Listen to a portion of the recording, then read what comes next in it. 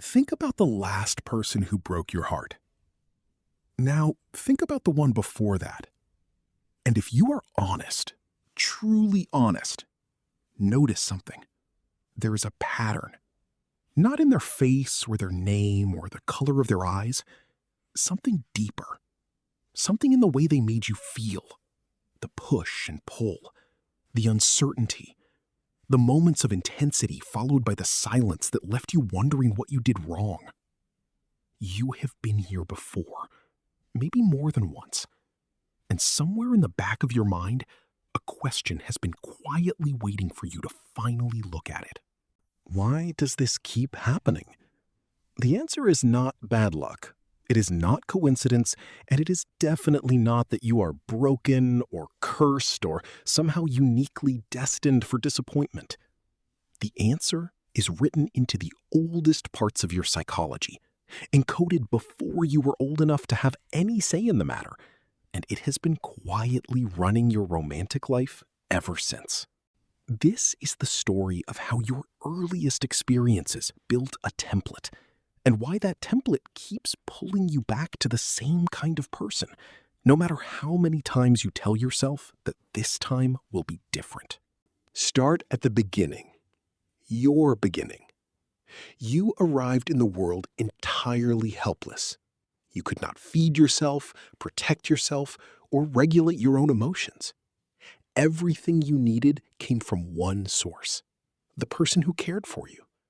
And your infant brain, which was already extraordinarily sophisticated in certain ways, immediately began doing something that would shape every close relationship you would ever have.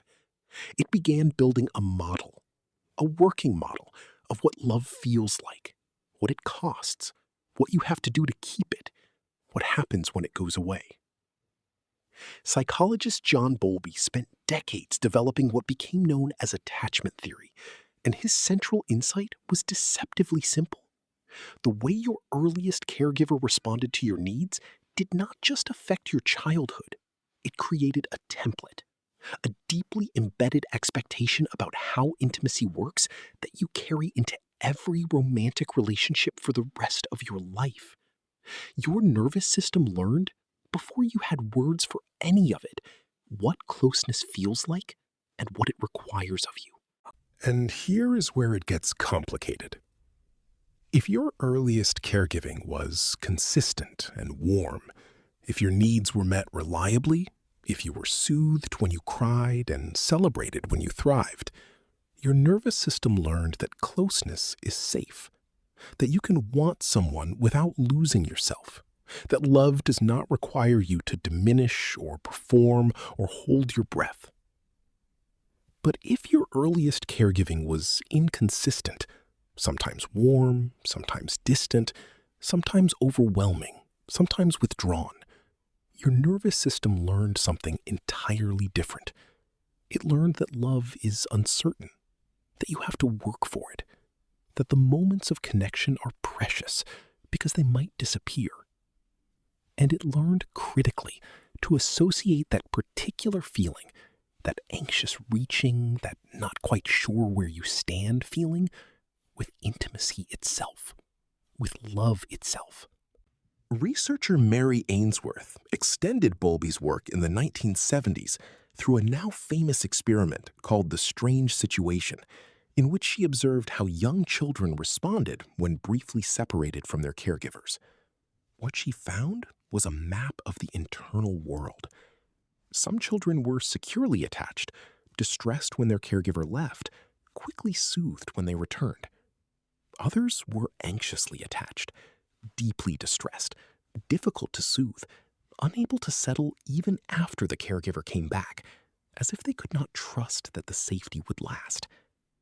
Others were avoidantly attached, apparently calm during separation, but physiologically measurably stressed underneath that calm exterior, having learned that expressing need brings no response. These were not just childhood behaviors. They were previews of adult relationship patterns that decades of subsequent research has confirmed are remarkably stable across a lifetime. So here is what happens when you grow up. Your attachment system does not retire. It does not look at your adult life and decide its work is done. It simply redirects its attention from caregivers to romantic partners, and it keeps running the same program it always has. If you developed an anxious attachment style, you will find yourself drawn to partners who are emotionally inconsistent, not because you are self-destructive, but because that particular emotional texture feels familiar, feels like home. Your nervous system is not looking for happiness. It is looking for recognition. It is looking for the feeling it already knows. And the cruelest part of this mechanism is that a genuinely secure, available, consistently loving partner can feel, at first, almost boring.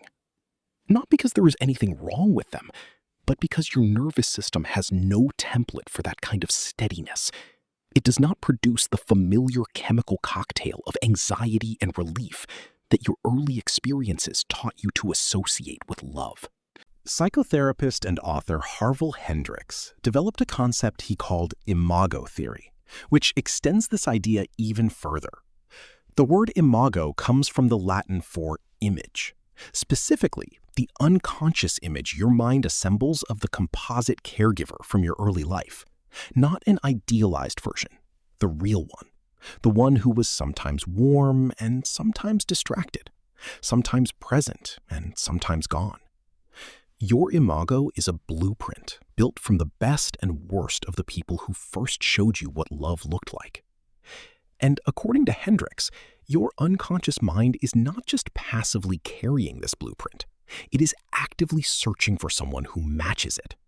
Not because you want to recreate your pain, but because your psyche believes, at a level far below rational thought, that finding someone who feels like your earliest love object gives you a second chance. A chance to finally get the love right, to heal the wound in the original relationship by resolving it in this new one. This is why the person who makes your heart race in the first 3 weeks of knowing them is so often the one who eventually recreates the exact dynamic that hurt you most as a child. Your nervous system recognized them, not their face, their emotional signature. The way they pull back slightly when you move forward. The way their approval feels like the sun coming out. The way their withdrawal sends you reaching. You were not attracted to them despite these qualities. Your deepest self was attracted to them because of them. Now bring in the neuroscience, because this is not just psychology. This is biology. When you encounter someone who matches your attachment template, your brain releases a very specific cascade of neurochemicals. Dopamine, norepinephrine, the same reward circuitry that drives addiction. Researcher Helen Fisher at Rutgers University spent years scanning the brains of people in the early stages of romantic love and found activation patterns almost indistinguishable from those seen in cocaine addiction. The craving, the obsessive focus, the euphoria when the person is present, the agony when they are not. Your brain is not falling in love. It is activating a very old program that feels like falling in love. And like any addictive pattern, it is not the reward that drives the behavior. It is the intermittent reinforcement, the unpredictability. The partner who is sometimes warm and sometimes cold produces a stronger neurochemical response than the partner who is consistently loving.